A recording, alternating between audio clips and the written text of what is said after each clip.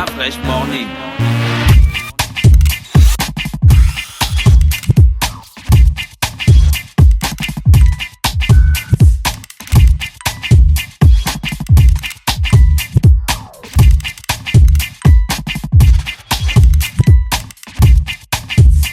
Le réveil matinal le plus hot de la capitale sur la radio. La plus hot de la capitale.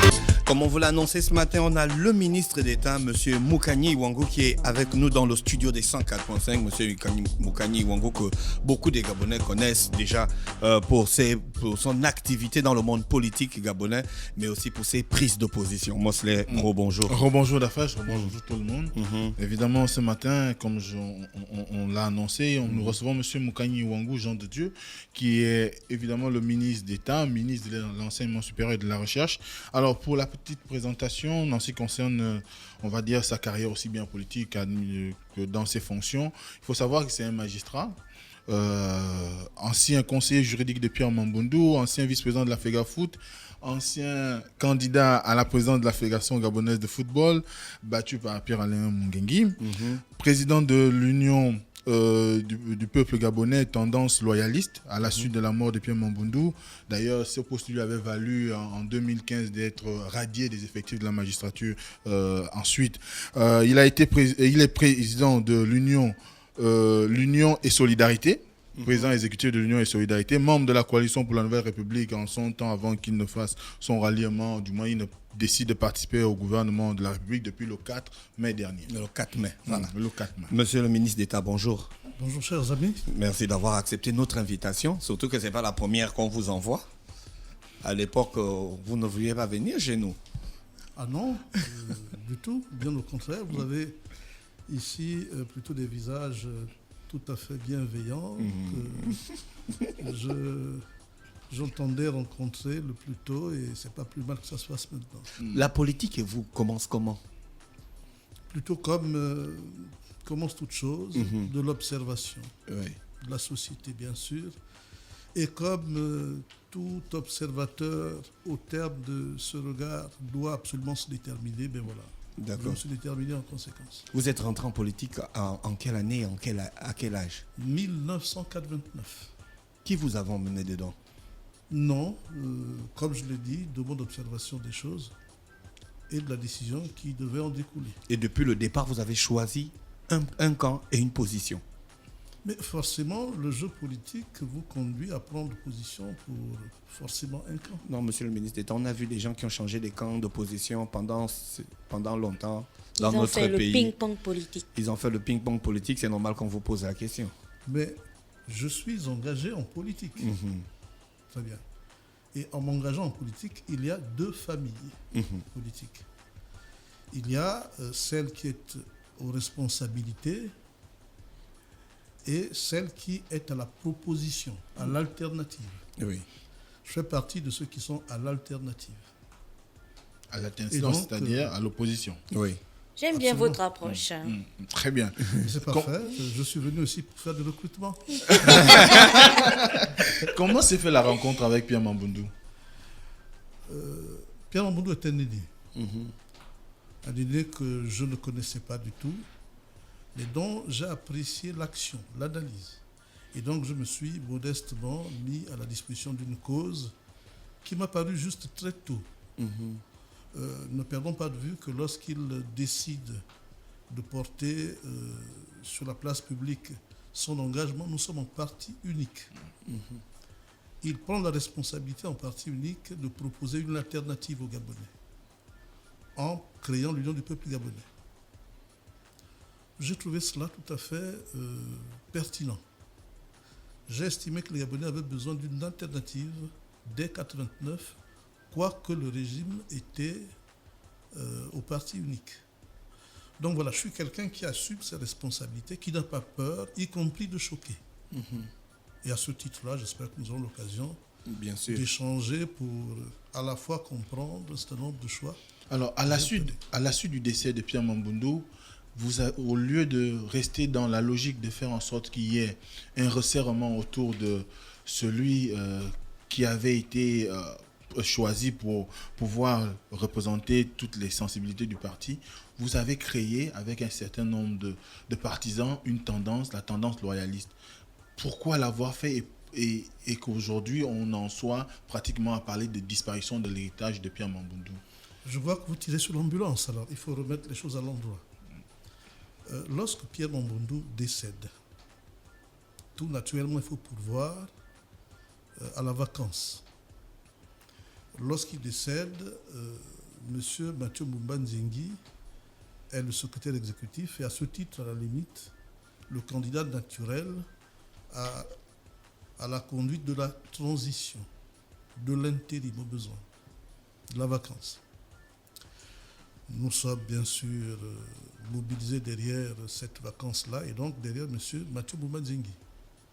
Sauf que tout naturellement, il faut ensuite convoquer le Congrès pour pouvoir, sur la base des dispositions statutaires, désigner le président qui doit présider aux destinées du parti. Monsieur Mathieu Mbumba Nzengi, à ce moment-là, prend sur lui la responsabilité d'interrompre le processus. Il se trouve que l'Union du peuple gabonais, de ce temps-là, était un parti totalement assis sur la volonté des militants. C'est la volonté des militants qui tient le Congrès et qui me désigne. Donc, en fait, je vois que vous n'avez pas tous les éléments à disposition. C'est M. Mathieu Mbumba Nzengi qui interrompt le processus et qui conduit naturellement à l'éclatement.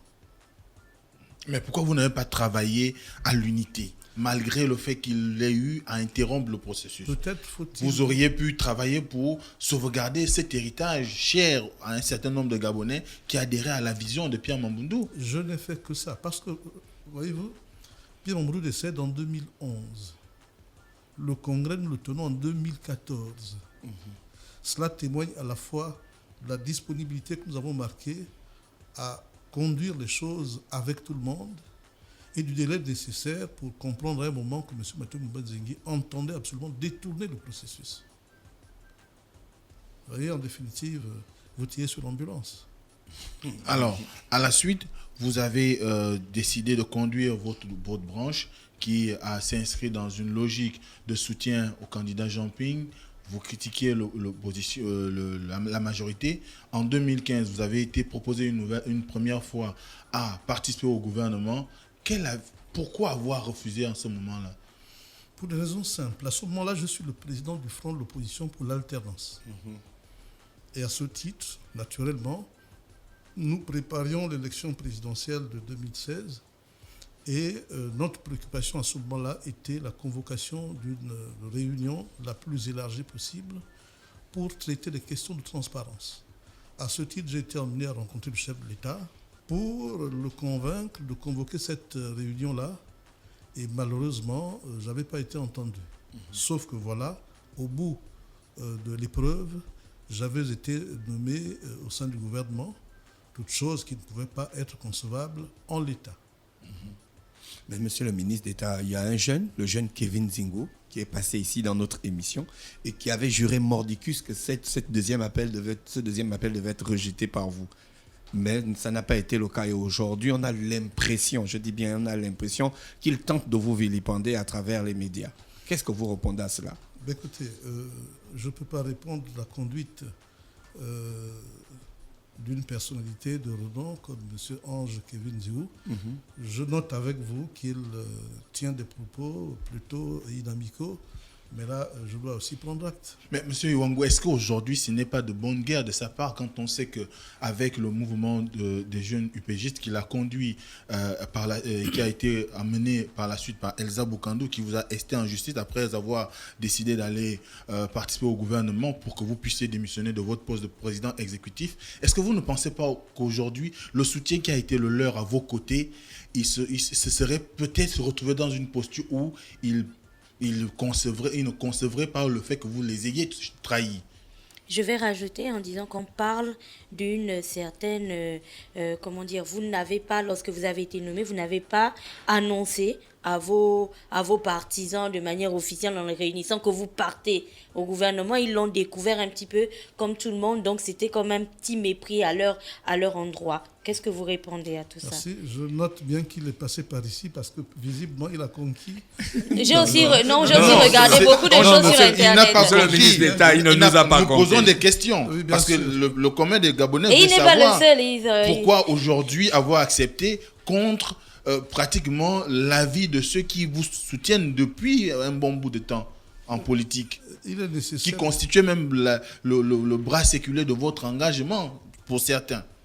Je ne voudrais pas aller contre votre approche de la question. Maintenant, je crois que vous avez bien fait de m'inviter ensuite pour remettre les choses à l'endroit. Très bien. Oui, je dois regretter que des militants soient partis parce qu'on a besoin de tout le monde, mais je dois absolument assumer que des militants partent lorsqu'ils n'ont pas, dans la pratique quotidienne de nos décisions, lorsqu'ils ne trouvent pas leur compte. Bien. De quoi s'est-il s'agit en définitive? Je pense qu'il faut rappeler le contexte de ma décision. Le contexte de ma décision est celui du constat éprouvé par la Cour constitutionnelle de ce que la Chambre des députés ne peut plus être prorogée dans le mandat qui était le sien. Qui était la sienne. De ce constat, il s'en est suivi bien sûr la décision de dissolution du gouvernement, de l'Assemblée nationale et la révocation subséquente du gouvernement. Nous sommes d'accord jusqu'à ce titre. Oui. On n'a pas de souci. Très bien. Alors on va continuer par les petits pas. Lorsque la Chambre des députés est dissoute, nous devons aussi constater que la majorité est dissoute, puisque la notion de majorité en politique se décline à la coloration de la Chambre des députés, n'est-ce pas? Tout à fait. La Chambre des députés ayant été dissoute, et avec elle sa majorité, le gouvernement n'avait plus d'assises parlementaires. Or, le gouvernement est toujours le gouvernement d'une majorité parlementaire. L'assise parlementaire à l'Assemblée, parce qu'il y a encore la chambre, la chambre haute qui est le Sénat, qui a coloration, à forte coloration de la majorité. Allons progressivement, si vous voulez bien. Très bien. Vous allez trop vite, vous risquez de revenir, malheureusement. Les avancées mal maîtrisées débouchent sur les reculs catastrophiques. Soit. Très bien. En régime à vocation ou à inclination parlementaire, c'est la Chambre des députés qui gouverne, pas celle des sénateurs. Et donc, entendu que dans le bicaméralisme, la Chambre des députés représente la nation et la Chambre des sénateurs représente les collectivités locales. N'est-ce pas? Donc, du fait de la disparition de la Chambre des députés, la majorité politique a été dissoute. À partir de là, toutes les forces politiques sont à égalité devant les charges gouvernementales. D'où il suit qu'il n'y a aucune difficulté pour ceux des partis politiques qui entendent prendre leurs responsabilités, toutes leurs responsabilités, et c'est notre cas, de pouvoir effectivement marquer sa disponibilité à assumer les responsabilités gouvernementales. Qu'est-ce qui, selon vous, a fait en sorte que vos militants, les anciens membres du directoire de votre parti, soient en arrivée jusqu'à vous rester en justice et même à démissionner? J'en viens. Prenez patience. Donc, ayant été contacté, parce que en la matière, c'est toujours de manière personnelle qu'on est contacté, ayant été contacté, j'ai marqué mon accord à entrer au gouvernement. Et tout naturellement, parce que c'est d'abord une décision personnelle, je l'ai prise, de l'extérieur bien sûr, et je suis entré au Gabon l'assumer. Mais tout naturellement, j'ai convoqué le bureau exécutif pour pouvoir présenter les motivations qui étaient les miennes, informer de ce que j'entendais assumer cette qualité et inviter le parti à prendre ses responsabilités, y compris en me révoquant. Vous voyez que c'était un choix de responsabilité. Le débat s'est ouvert devant le bureau exécutif qui, à l'époque, était composé de 31 membres. Le nombre est important à retenir. 5 d'entre eux, je dis bien 5 d'entre eux, se sont abstenus, ne sont même pas opposés, se sont abstenus. 31 d'entre eux ont soutenu la décision que j'ai prise et ont décidé d'engager le parti dans cette voie. Donc vous voyez, j'ai beaucoup de respect pour les 5 qui, en définitive, se sont abstenus, mais je dois aussi ne pas manquer d'élégance aux 31 qui, en face, ont estimé que cette mesure était à prendre. Naturellement, les 5 membres frondeurs ont décidé de saisir les tribunaux. Mais là également, c'était leur procédure, c'était leur choix. Les tribunaux se sont prononcés. Les tribunaux ont rejeté leur saisine. À partir de là, voici des militants qui ont été mis en minorité à l'intérieur du parti, qui ont été déboutés devant l'option judiciaire qu'ils ont choisie. Il leur appartenait de prendre... Est-ce que dans le règlement intérieur de votre parti, la concertation dont vous faites état est prévue par les textes? Absolument. Et je crois qu'il ne vous a pas manqué, lorsque vous avez rencontré M. Ange Kevin Zirou, d'aborder les dispositions de l'article 48 bis, parce que c'est le cadre statutaire. Qui dit quoi? L'article 48 bis expose à radiation tout militant qui se trouve dans 3 cas de figure, qui se fourvoie dans 3 cas de figure. Premier cas de figure, qui change de camp politique. Deuxième cas de figure, qui change de majorité parlementaire. Troisième cas de figure, qui s'engage dans un gouvernement opposé au parti. Et le débat devant le bureau exécutif a consisté, pour moi, à faire la démonstration que ma décision ne s'inscrivait pas dans ces 3 cas de figure. Vérifions tous ensemble. J'ai décidé d'entrer dans un gouvernement. Je ne suis pas signataire de la charte de la majorité politique. Autrement dit, ce premier cas de figure n'est pas opposable. Deuxièmement, le changement de majorité parlementaire. Pour changer de majorité parlementaire, il faut être un parlementaire soi-même. Je n'en suis pas un, donc je n'ai pas changé de majorité parlementaire.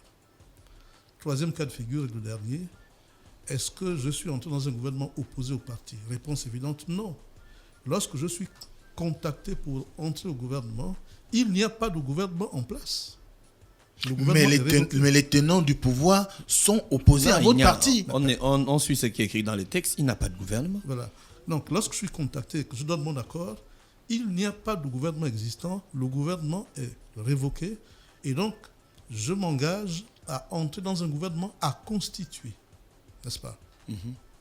Par conséquent, le troisième cas de figure n'est pas opposable davantage. Monsieur le ministre, est-ce que ce n'est pas uniquement de la littérature, de la dextérité sur le plan des textes pour pouvoir amener un grand nombre à adhérer à ce que vous proposiez? Alors que techniquement, ou si les populations venaient à lire entre la position de votre parti et les faits qui sont que le gouvernement est présidé par le Premier ministre qui est du PDG, donc d'un parti opposé au vôtre, eh bien vous êtes, on va dire, vous vous fourvoyez par rapport au texte. Vous refusez donc qu'on regarde nos statuts et règlements intérieurs? C'est pas moi. Me semble-t-il, c'était... C'est pas moi. C'est le regard que la majorité pourrait avoir. Mais la majorité, devant l'instance habilitée à se prononcer à ce moment-là, s'est dégagée de manière tout à fait large. Simplement que, oui, il y a une bulle communicationnelle qui a prévalu et qui, visiblement, a conquis le maximum. Et l'analyse que j'ai au sortir de cela, c'est que la presse a sensation qui s'alimente des effets d'annonce est le ressort qui a conduit mes amis à se fourvoyer. Ils auraient gagné à garder dans la sphère privée une réalité qui, aujourd'hui, démontre qu'ils ont plutôt engagé une démarche totalement... équivoque. C'est eux qui ont appelé à ce que j'aille devant le bureau exécutif. De bonne grâce, j'ai convoqué le bureau exécutif devant lequel j'ai fait ma communication.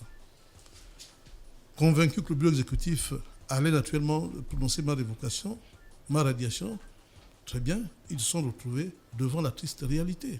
Mais ils n'ont pas entendu s'arrêter là, ils sont allés devant le juge. Le juge, faisant application de la bonne règle de droit, a estimé qu'il n'y avait pas matière à révocation. Mais monsieur le ministre, est-ce qu'on ne peut pas voir dans tout ce que vous expliquez le fait que la majorité qui a plaidé en votre faveur voyait peut-être par rapport à votre nouveau positionnement des avantages qui pourraient leur être attribués à certains membres de votre collège et qu'au niveau du tribunal, peut-être vous avez usé de votre nouveau statut? Du tout. Bon, déjà, fort heureusement, le juge ne fait pas partie de la majorité des 31 qui a soutenu ma position. Et ensuite, je vais faire simple. Parce que bien souvent, on fait le reproche aux magistrats ou aux juristes de parler pour eux-mêmes. Je vais faire simple. Les dispositions de notre statut portent la marque de la modernité. De quoi s'agit-il? De manière traditionnelle, les conflits conduisent devant les tribunaux, n'est-ce pas? Les tribunaux et les juges qui sont formés pour cela entendent les parties de manière contradictoire et se prononcent sur le mérite de leurs déclarations respectives. Très bien. La procédure judiciaire est une procédure longue par nature. C'est pour cette raison qu'au titre de la modernisation de l'action de la justice, il a été envisagé ce qu'on appelle les modes alternatifs de règlement des litiges. Voilà. Les parties en conflit peuvent décider, pour ne pas avoir à endurer les longueurs du procès, elles peuvent décider de s'en remettre à une instance arbitrale. C'est ce qui est fait. Dans notre cas, c'est l'option prise par nos statuts et règlements intérieurs. Nous ne ferons pas le procès à M. Ange Kevin Zéhou de ne pas connaître la règle de droit. Monsieur le ministre d'État, malgré tous les textes et règlements imposés sur le fonctionnement de votre parti et des unités politiques, est-ce qu'au fond de vous-même, le matin, quand vous vous regardez, vous ne pensez pas que les gars pensent que je les ai trahis? Je n'ai trahi personne. J'ai respecté les statuts et règlements intérieurs. Et c'est le moins qu'on puisse reprocher à un militant, parce que je suis d'abord militant avant tout. Est-ce que vous comprenez leur frustration? Parfaitement. Mais s'agissant des Gabonais, parce que c'est bien souvent qu'on puisse mettre en épouvantail les Gabonais, mais moi je les rencontre au quotidien. Et ils me signifient, pour cette fois-ci, la bonne décision prise par rapport à la première approche de l'époque où j'avais refusé en 2015. Voilà. Lorsque j'explique le contexte actuel, ils comprennent parfaitement qu'aujourd'hui, faute de majorité parlementaire, tous les partis politiques sont à égalité et quantitative et qualitative. Sauf que voilà, l'opposition attache du prix à ne pas assumer ce qui est de sa responsabilité, de sorte qu'à la limite, les conséquences demain doivent aussi être assumées, j'espère. Et le 4 mai, vous rentrez dans un gouvernement, le nouveau gouvernement, et vous arrivez au poste de ministre d'État à l'enseignement supérieur. On connaît, au Gabon, quand on parle d'enseignement supérieur, on regarde directement le boulevard Léomba et on regarde l'université Omar Bongo, qui ressemble presque à un champ de ruines, avec les routes qui ne sont pas les voiries qui ne sont pas aménagées, les travaux qui ne sont pas terminés. Le campus est quasiment vide et baigne dans une insalubrité qui n'a pas de nom. L'enseignement, on ne sait plus, il y a des étudiants qui... La bibliothèque date de Mathusalem. Voilà, la bibliothèque date de Mathusalem. L'université ne connaît pas de modernité. Est-ce que vous pensez avoir hérité d'un boulet ou bien d'un grand défi? Je suis un Gabonais qui entend se mettre au service de la construction de son pays. Parce qu'à vous écouter, j'ai l'impression que l'université est un no man's land dans lequel aucun Gabonais ne doit s'aventurer. Mais qui arrangera le pays si ce n'est pas les Gabonais? C'est l'impression qu'on a donnée depuis ces années. On a appris là-bas, donc on sait de quoi on parle. Oui, naturellement, comme vous, j'y ai appris aussi. Et je pense qu'il y a un mal, mais c'est un mal nécessaire. Vous l'avez identifié? Je suis en train et à ce titre-là, j'ai mis à votre disposition un tableau de bord. Diriger, c'est d'abord comprendre. Il faut comprendre l'état de l'université, la situation actuelle de l'université, pour ensuite élaborer des politiques publiques de nature à en améliorer à tout le moins l'existant. Bien. Oui, si on allait dans la petite présentation brève de ce tableau de bord avant d'arriver dans le contenu des formations, parce que hier on a parlé de cette inadéquation formation-emploi. Aujourd'hui, concrètement au Gabon, par exemple, là, on parlait avec Campus France ce matin, on nous disait qu'il y a 1000 Gabonais qui ont reçu des préinscriptions pour aller étudier en France. Donc aujourd'hui au Gabon, quelles sont les écoles qui sont d'abord reconnues, qui sont d'utilité publique, hein, c'est ça, les établissements supérieurs, et combien d'étudiants ils reçoivent combien d'étudiants reçoivent-ils par an et pour quels résultats? Vous faites allusion au supérieur privé. Non, au supérieur, on va rester dans le supérieur public. Restons dans le supérieur public. Bien, sur la base de la planche que vous avez sous les yeux, nous avons 10 établissements d'enseignement supérieur public. Ces 10 établissements peuvent nous conduire, me semble-t-il, à l'analyse, à déduire qu'il y a 3 bassins académiques. Libreville, Ovendo et Franceville. Ce sont 3 pôles qui montrent à la fois les éléments de force et les éléments de faiblesse. Aujourd'hui, l'enseignement supérieur, pour ne pas faire dans la langue de bois, et je ne pense pas que ce soit le but de l'émission, l'enseignement supérieur aujourd'hui est en détresse. Il y a un signal de détresse. À ce titre-là, comme pour tous les médecins, me semble-t-il, il faut effectivement poser le diagnostic et envisager à terme les solutions. Je suis heureux de faire partie d'une équipe gouvernementale qui a décidé de s'attaquer aux réalités. Et à ce titre donc, je ne suis pas entré au gouvernement pour aller à la fête, je suis entré au gouvernement conscient de ce qu'il y a des difficultés à remonter, en me faisant le défi citoyen de contribuer modestement aux solutions. Quelles sont les mesures les plus urgentes qui vous ont été confiées? Il y a un plan d'urgence des universités. Ce plan d'urgence vise bien sûr, du point de vue des infrastructures, à améliorer l'existant. Et bien sûr, au-delà, il faut envisager des politiques de moyen et de long terme qui doivent avoir vocation à apporter des solutions. Vous êtes résolument décidé à faire que l'université Omar Bongo fonctionne normalement et que les enfants des riches y apprennent aussi. Parce que c'est bien beau. La majorité des membres du gouvernement et leurs enfants n'apprennent pas à l'université Omar Bongo. Ils apprennent à l'extérieur. Même donc, aussi bien à l'IST, à l'INSAB, ainsi de suite. Ils apprennent à l'extérieur. Ils vont à donc, pensez-vous qu'ils peuvent avoir conscience de régler ce problème tant que leurs enfants ne sont pas à l'intérieur? Je voudrais répondre à la première question d'abord. Oui, je fais partie des Gabonais qui estiment qu'il faut améliorer leur université.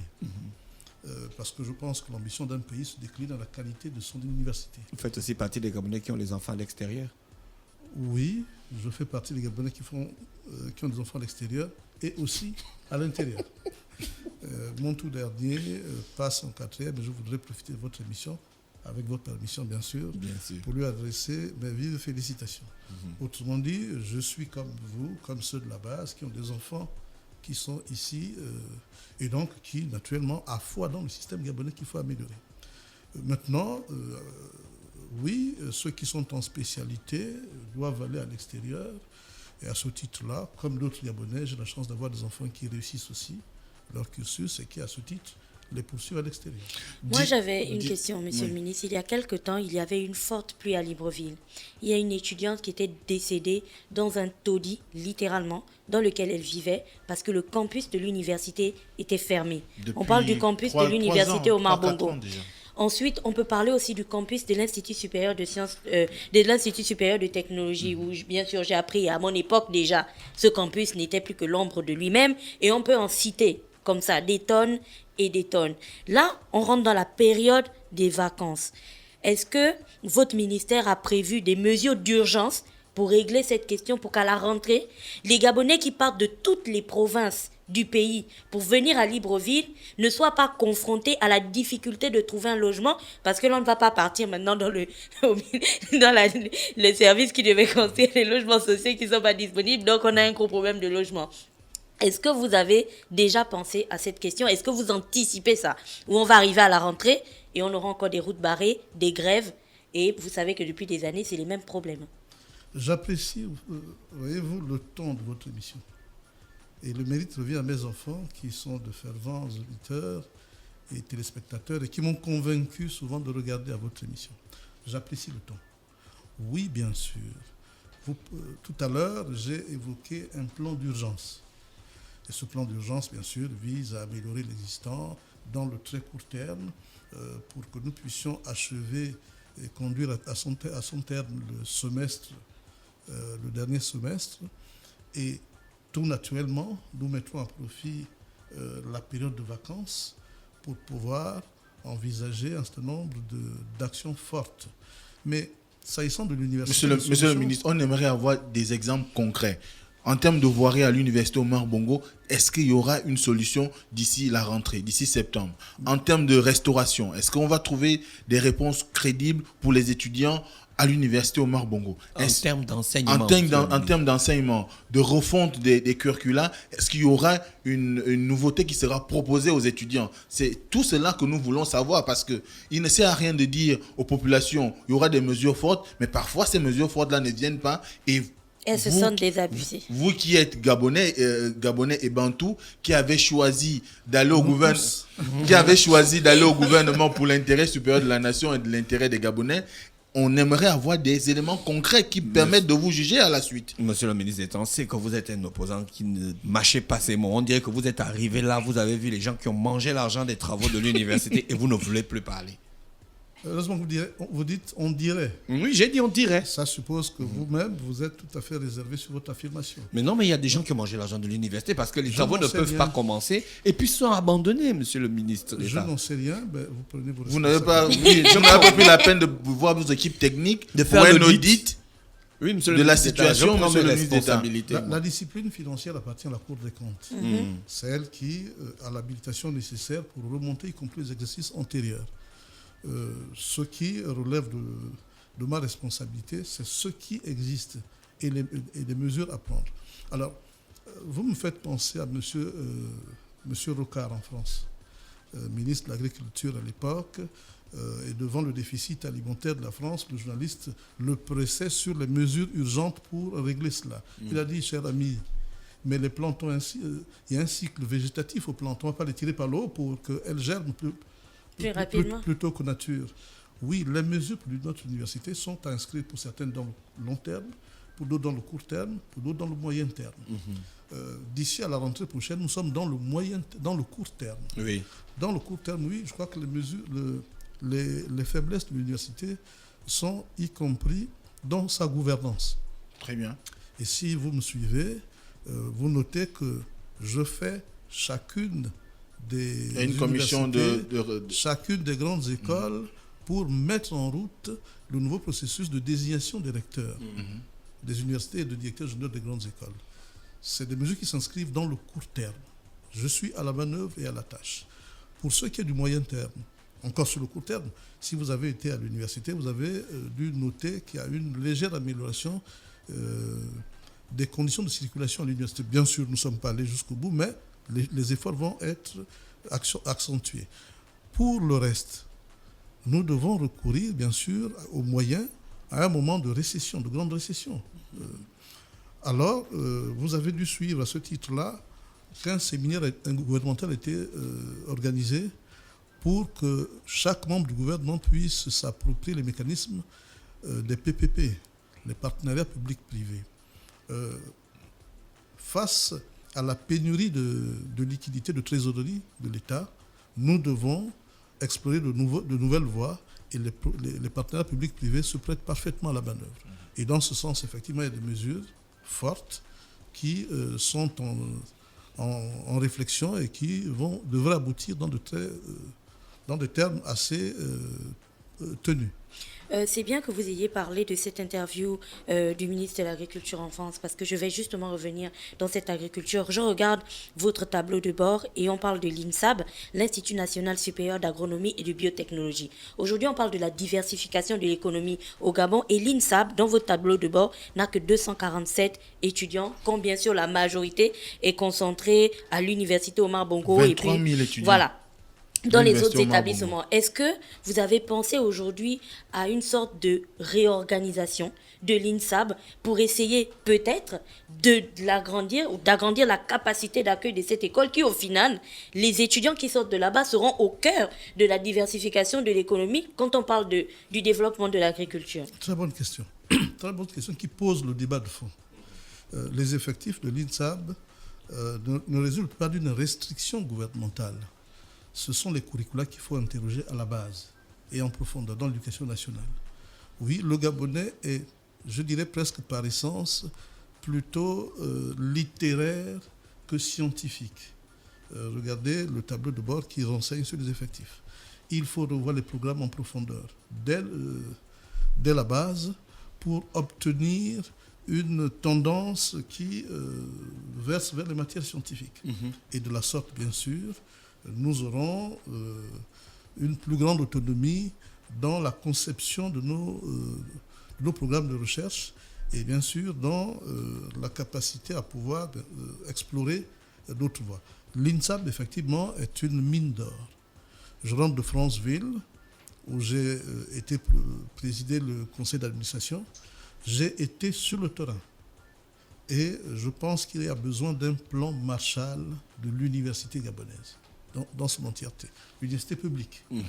Sur le privé, bien sûr, il y a une mission d'audit qui a été commanditée pour pouvoir se convaincre de ce que l'encadrement prescrit aux initiateurs est suivi, faute de quoi, bien sûr, nous rentrerions dans les mesures coercitives.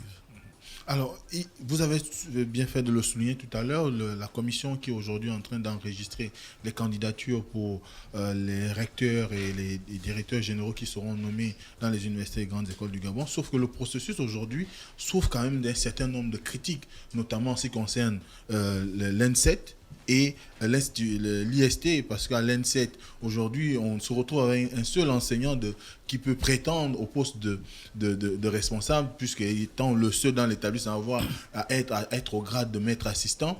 Mais de ce qui a été comme information qui nous est revenue, il a été recalé.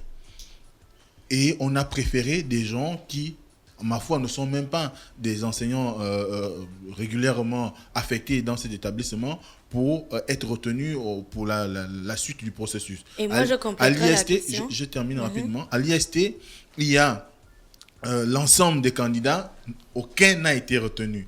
Quelle est la suite à donner à ces situations? Moi, je compléterai la question. Quel but poursuivez-vous exactement dans cette refonte ou cette recherche du parfait candidat pour les établissements supérieurs? Le débat que vous posez, c'est le débat, bien sûr, de la nouvelle orientation qu'il faut donner à l'université. Mais surtout, de la manière avec laquelle il faut conduire la décision. Il y a une réforme qui est tenue par 2 textes principaux qu'il est bon de comprendre déjà au départ pour comprendre tout ce qui se fait. Le premier texte, c'est le décret 216 qui fixe les modalités de désignation. Le deuxième texte, c'est l'arrêté 001, un arrêté qui applique le texte, le décret. Voilà. De manière tout à fait synthétique, on doit retenir que l'arrêté fixe les conditions de recevabilité des dossiers et le décret fixe les conditions d'éligibilité des candidats.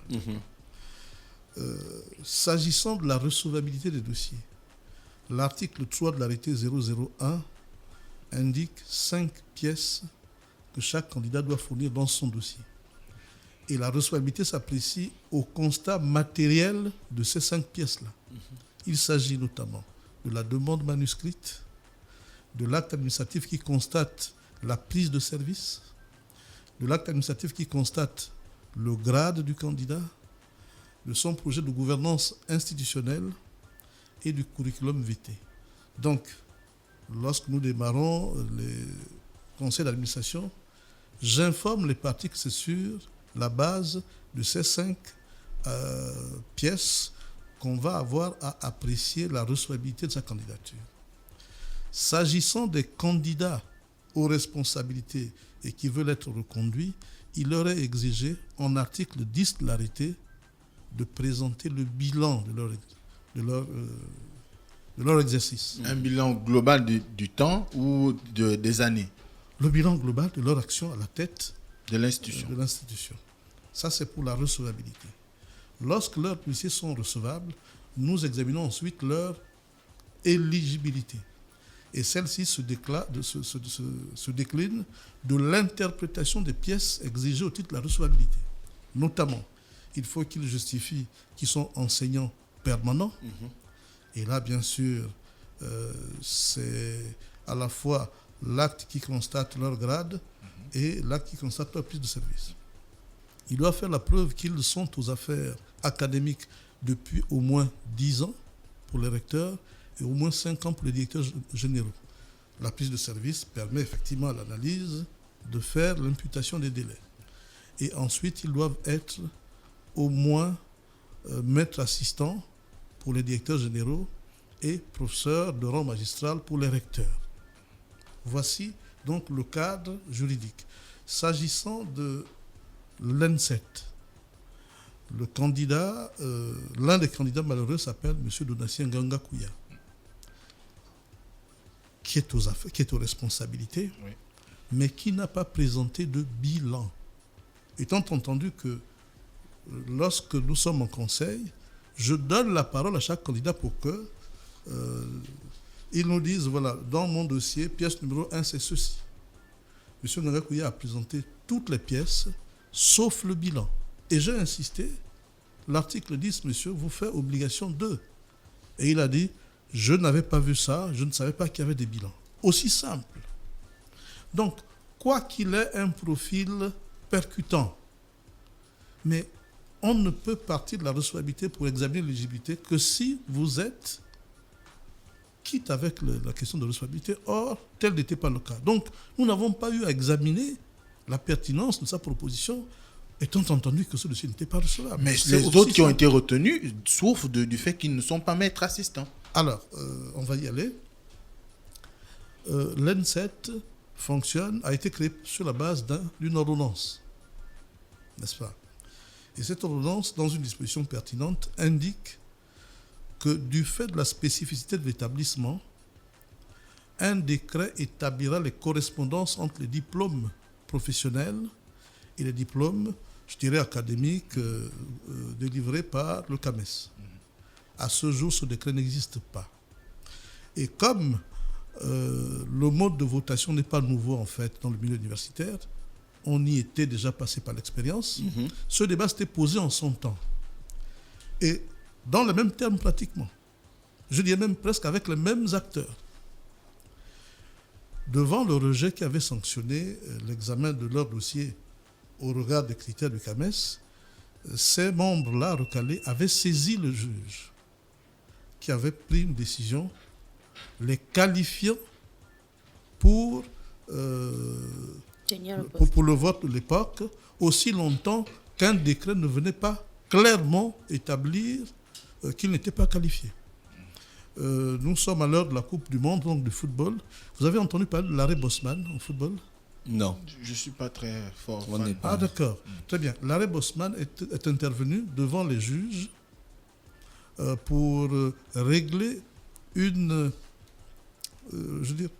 pratique dans la qualification des recrutements selon qu'ils sont de la zone Europe ou hors Europe.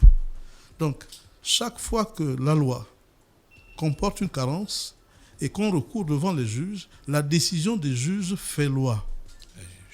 Et donc, on parle de l'arrêt Bosman contre les statuts de la FIFA qui n'ont pas pris la précaution de codifier la question des joueurs selon qu'ils sont européens ou non. Dans le cas d'espèce, il y a une décision de justice qui naturellement continue de produire ses effets aussi longtemps qu'un décret ne s'interviendra pas. C'est donc sur cette base-là, monsieur, et sur cette base-là seulement, qu'ils ont été qualifiés aussi longtemps qu'un décret n'existait pas. Voilà tout. Pour ce qui est de l'IST, c'est pratiquement pareil. Mais personne n'a été retenu. Par contre, à l'IST, parce que la décision de justice ne vaut que pour un cadre précis, cette décision de justice ne vaudra que pour l'ENSET. On ne va pas l'exporter ailleurs. Sur l'IST, il n'y a pas de précédent en la matière. Les candidats sont pour la plupart des docteurs, mais des docteurs qui ont été gradés en dehors du CAMES. Mais lorsqu'on applique les prescriptions du CAMES, ces docteurs-là n'ont pas l'habilitation désignée, enfin arrêtée par le CAMES pour être candidats. Voilà de quoi ils retournent. Bon, mais qui est responsable de faire sortir ce décret, monsieur le ministre? Bien sûr, le gouvernement. Le gouvernement, Et donc, c'est que attendent depuis quoi? toutes ces années, le gouvernement ne s'est pas intéressé à cette question. Du Ils tout. ont laissé l'affaire s'enliser. Du tout. J'en assume bien sûr la carence. Donc, vous Mais- prenez cette question à titre personnel, vous allez la régler. Bien sûr. Lorsque j'arrive, j'ai le temps de prendre les charges et automatiquement, je suis d'ailleurs l'un des membres du gouvernement les moins visibles. Mais parce que moi, je suis sur le terrain pour appliquer cela. Et je constate la carence. Donc voilà le vrai débat. Bon, bien sûr, ça va dans tous les sens, que je voudrais maîtriser les différents directeurs généraux et recteurs. Bon, vous comprenez Mais que je ne suis Monsieur, pas... monsieur en le attendant- ministre en d'État attendant- Mosley, Mosley, le temps nous Oui. est imparti. Je vais poser une question au ministre d'État. Monsieur le ministre d'État, tout le monde, tous les ministres communiquent sur les mesures d'austérité. Quels sont vos arguments, vous, pour soutenir ces mesures prises par le président de la République? Je suis culturellement... je crois que mon identité politique à ce titre ne trompe personne. Je suis culturellement pour la réduction du train de vie de l'État. Mais quand je le dis, ça ne vient pas de moi, ça vient de mon maître, Pierre Mamboundou. 18+1. C'est notre identité politique qui l'indique.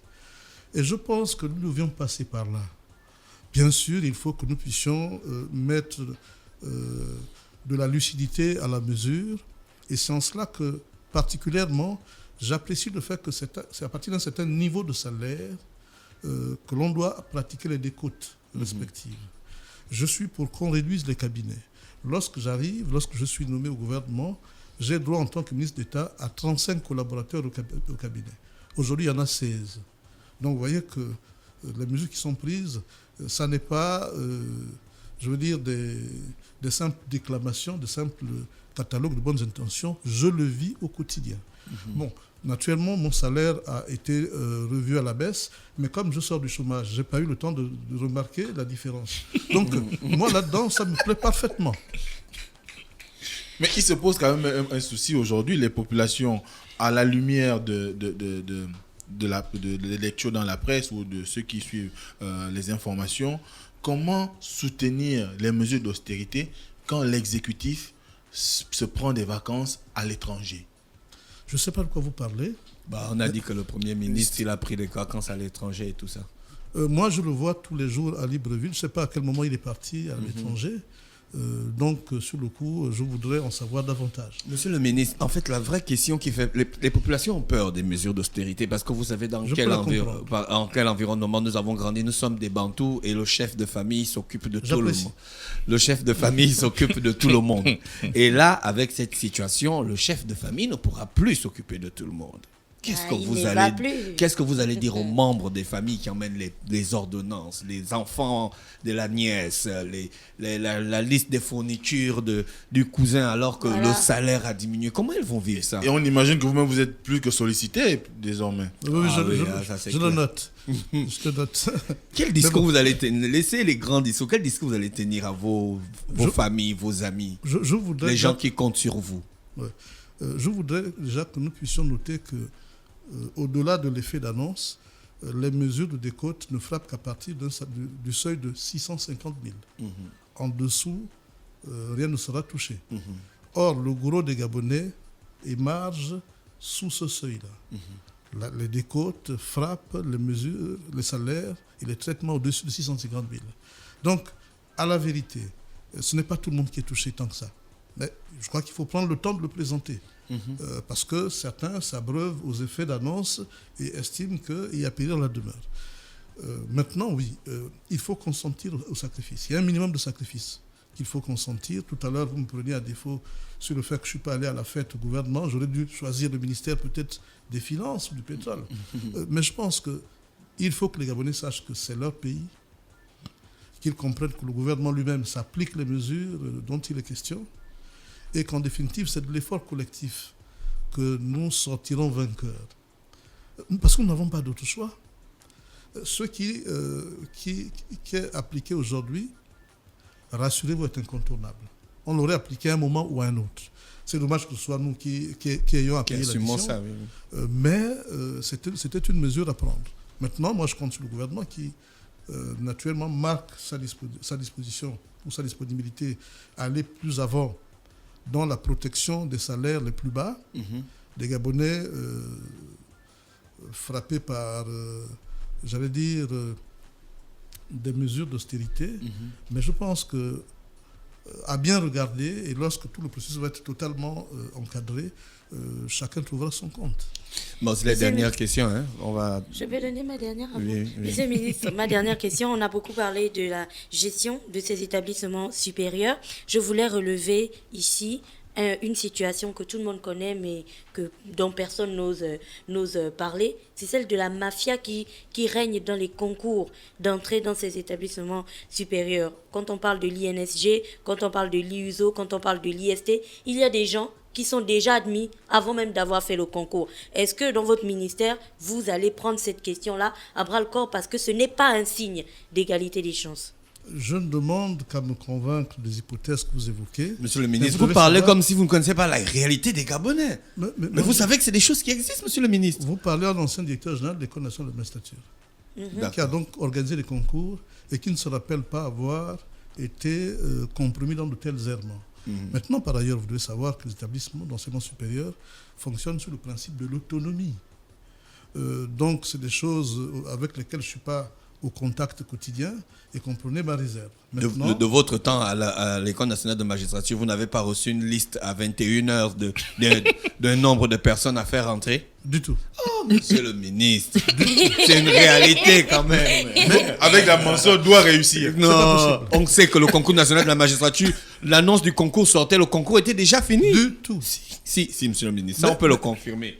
Mais vous nous-mêmes de notre temps, on a vu à l'Union liste pour le concours de la magistrature et tu as des gens qui te disent non, on a fait le concours depuis une semaine. La preuve est que je vous mettrai au défi de me... Non, je ne peux pas. Je ne peux pas. Vous savez que je ne peux pas. Pour aller dans le même sens, monsieur le ministre, il y a une situation aujourd'hui qui se pose à l'université Omar Bongo. Nous avons 2-3 générations qui sont en instance de soutenance au département à la faculté de droit et sciences économiques et les élèves et les étudiants ne savent plus vers qui s'adresser pour pouvoir achever leur parcours universitaire.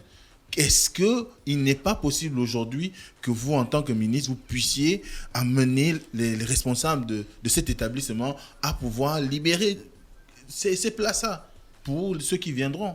Je ne comprends pas la question. La question est de savoir, au niveau de l'université Omar Bongo, il est dit que vous devez avoir un parcours de 4 ans, donc de la licence, de la première année de licence, en master, si vous redoublez, vous pouvez faire 5 ans.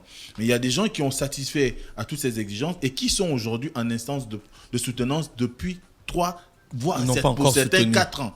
Ils n'arrivent pas à achever parce qu'il n'y a pas de programmation des soutenances de master. Merci de me signaler cela, mais parce que moi, je suis assez proche des chefs d'établissement, assez proche. Et chaque fois qu'une question se pose, tout naturellement, je prête mes offices au règlement de cela.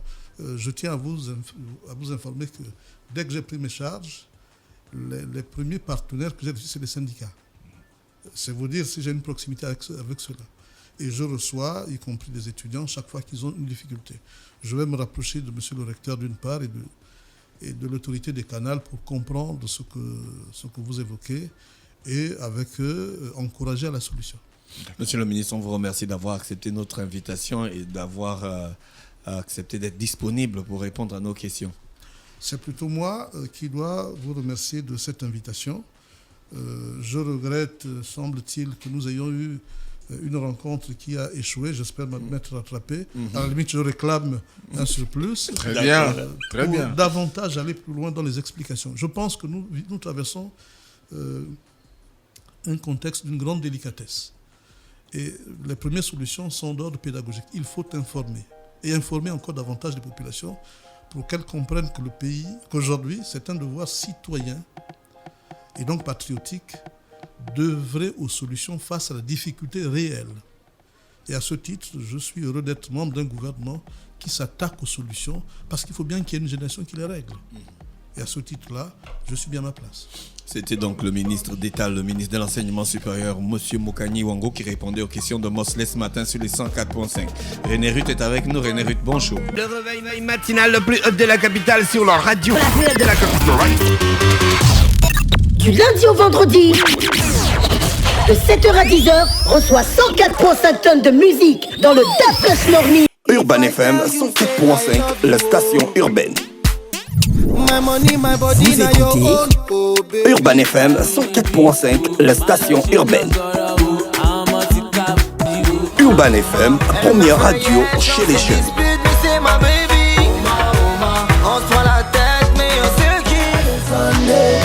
Urban FM, la radio des musiques urbaines. Urban FM 104.5, la station urbaine. Stop Fresh Morning.